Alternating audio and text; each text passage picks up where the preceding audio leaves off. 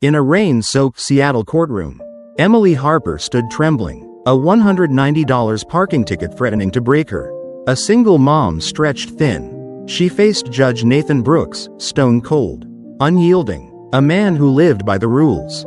The air crackled with tension as she pleaded her case, until a tiny voice cut through. "Mom, I'm hungry. Can we get fries?" 6-year-old Ava, clutching her bunny, stole every eye in the room. What would this hard-edged judge do with a child's plea?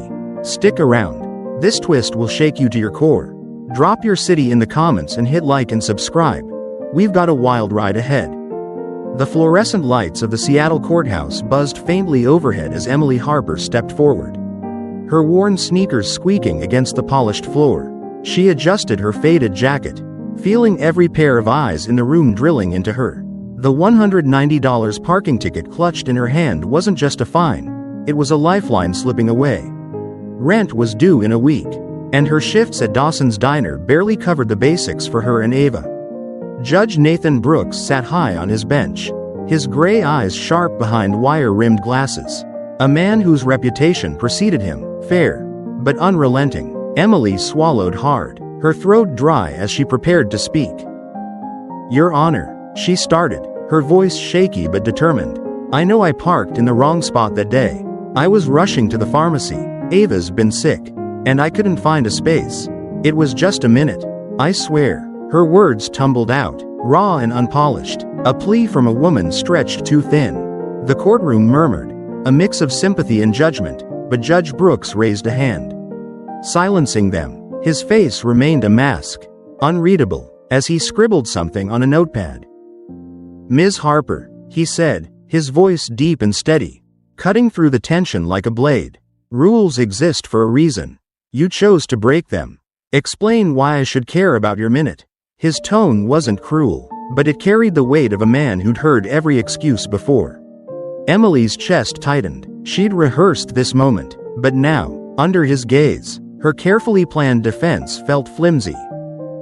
Before she could answer, Ava's small voice piped up again from the bench behind her. "Mom didn't mean it, sir. She's just tired 'cause she works all the time."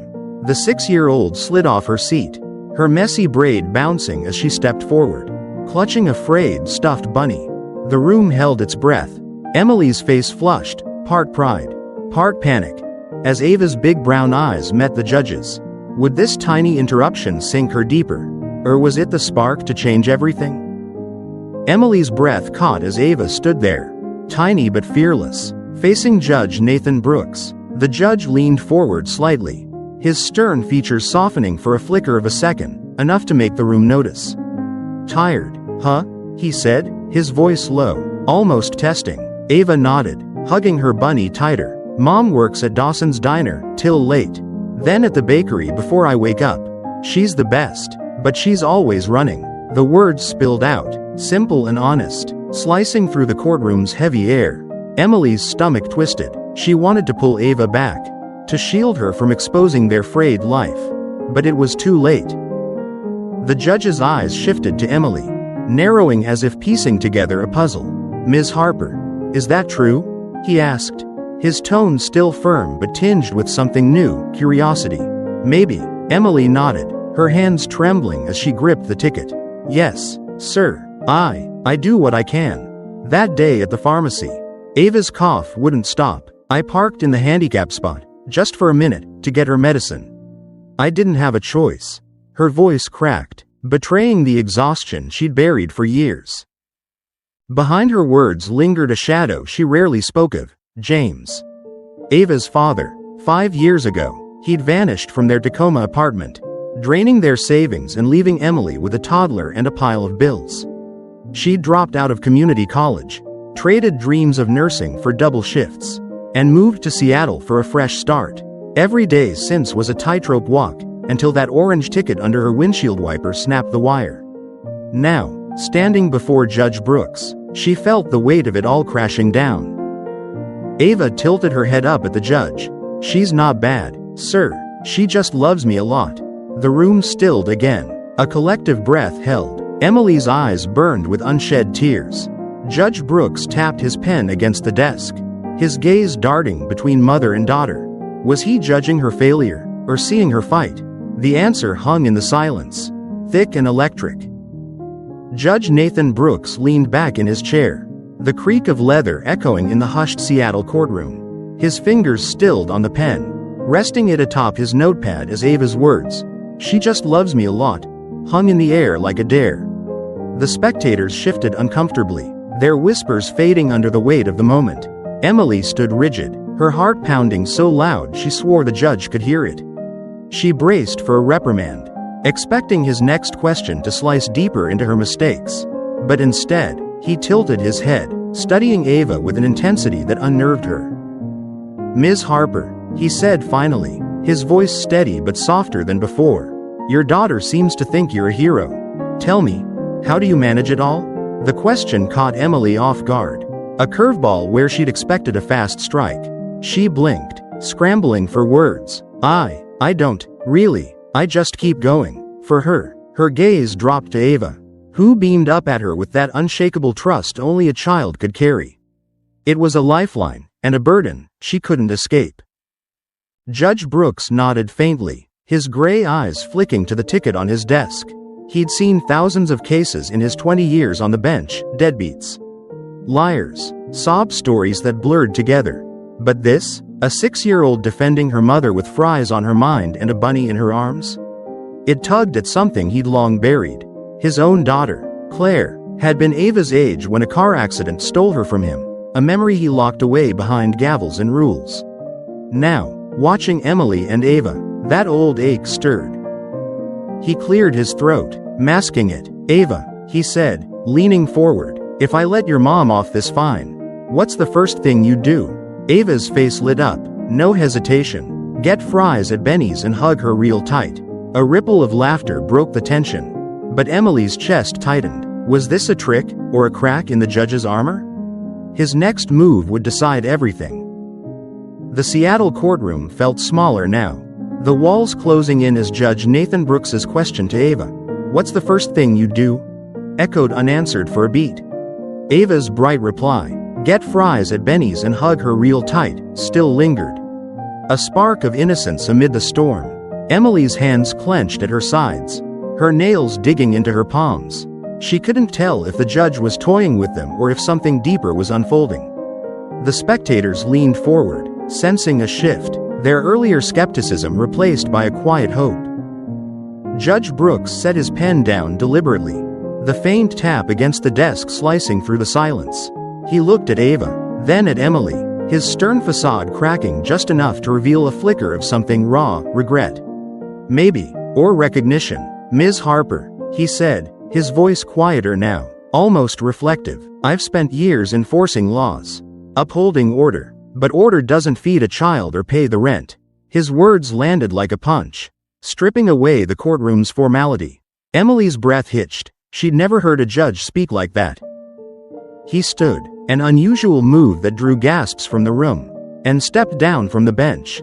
Reaching into his robe, he pulled out a small leather wallet, worn at the edges. "Ava," he said, crouching to her level, "I keep a little emergency stash for days like this."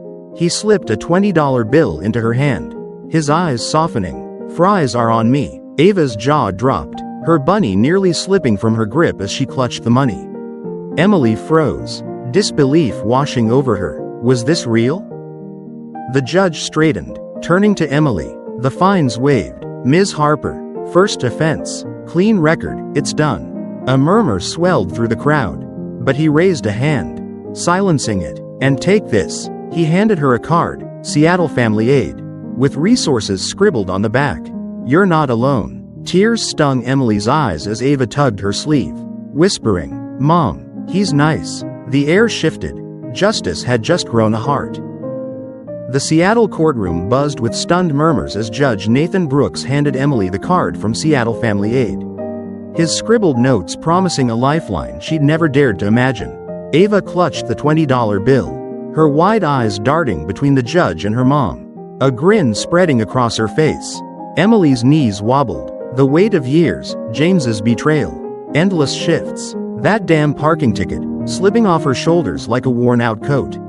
She opened her mouth to speak, but all that came was a choked, "Thank you." her voice breaking under the flood of relief. Judge Brooks nodded, his gaze steady but warm, a stark contrast to the cold figure who'd stared her down minutes ago. "Don't thank me yet," he said, stepping back to the bench. He motioned to the bailiff, who approached with a small paper bag. The judge took it, then turned to Ava. "One more thing before you get those fries." He knelt again, handing her the bag. Inside was a peanut butter sandwich and a juice box, humble but deliberate. "Can't have you starving on my watch," he said, a faint smile tugging at his lips. Ava squealed, hugging the bag to her chest, and the room erupted. Claps and cheers broke out, a wave of raw emotion crashing over the sterile space. Emily's tears spilled over now, hot and unstoppable, as she pulled Ava close. The judge's simple act, fries, a sandwich, a waved fine, wasn't just mercy, it was a mirror held up to her fight, reflecting a strength she'd forgotten she had. For the first time in years, she felt seen. Judge Brooks returned to his seat, gavel in hand, but he didn't strike it. "Court's adjourned," he said, his voice carrying a quiet gravity. "Ms. Harper, take care of her, and yourself." The crowd rose, still buzzing, as Emily gripped Ava's hand, the card burning a promise in her pocket. This wasn't just a win, it was a rebirth. And Ava, with her bunny and her fries, had lit the fuse. Emily Harper walked out of the Seattle courthouse, Ava skipping beside her, the paper bag crinkling with every bounce. The sky outside was gray, typical of the Pacific Northwest. But to Emily, it glowed like a promise. The $190 fine was gone, replaced by a card from Seattle Family Aid tucked in her pocket, job training, childcare, a chance to breathe. Ava munched on her sandwich, peanut butter smudging her cheek, and chattered about fries at Benny's. "Mom, Judge Brooks is like a superhero," she said, her voice bright. Emily laughed, a sound she barely recognized, and squeezed her daughter's hand. Maybe he was. In the days that followed, Emily took the judge's gift and ran with it. She enrolled in a free online course, medical billing. Something steady, using the library's Wi-Fi while Ava played nearby. Dawson's Diner still claimed her nights. But the weight felt lighter now. The card a reminder she wasn't alone. Word of the hearing spread through Seattle. Whispers of that judge who bought fries, lighting up local news and coffee shop chatter. Judge Nathan Brooks, once a symbol of rigid law, became a quiet legend, a man who'd bent justice into compassion. For Emily, the lesson sank deep. Kindness could crack even the hardest walls. She'd spent years building her own, brick by brick, after James left her shattered. But Ava's voice, small yet mighty, and a judge's unexpected heart had torn them down. Life wouldn't be easy, rent still loomed. Ava's cough lingered, but hope had taken root. She saw it in Ava's smile, in the way she hugged her bunny tighter, trusting the world a little more. As they sat at Benny's a week later, fries between them, Emily felt the story settle into her bones. One act could ripple, could heal. What's your ripple? Share your thoughts below. How has kindness changed your life? Drop your city too, and don't forget to like and subscribe. We're here to keep these stories alive. Thanks for listening. One small act changed everything for Emily and Ava. What's yours? Share in the comments. How has kindness touched your life? Toss in your city too. We'd love to know where you're at. If this story hit home, spread it wide, and don't forget to like and subscribe. Your support keeps these tales alive. Thanks for being here. Let's keep the good vibes rolling.